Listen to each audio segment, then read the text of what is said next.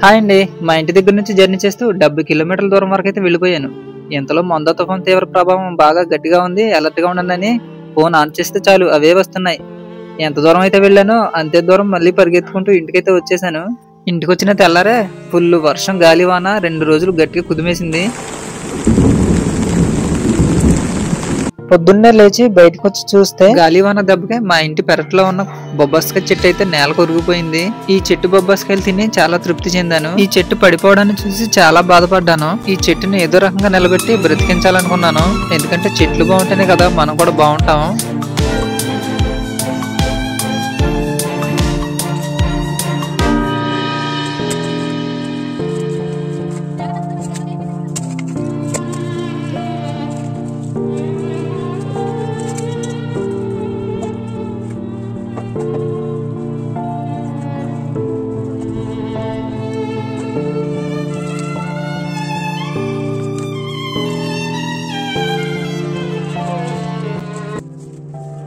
చెట్టునైతే ఏదో రకంగా నిలబెట్టేశాను.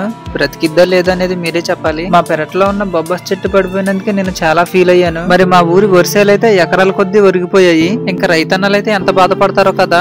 ఎన్నిసార్లు నష్టపోయినా మళ్ళీ పంట సాగు చేస్తున్నాయి రైతన్నలు మన కడుపు నింపుతున్నారు.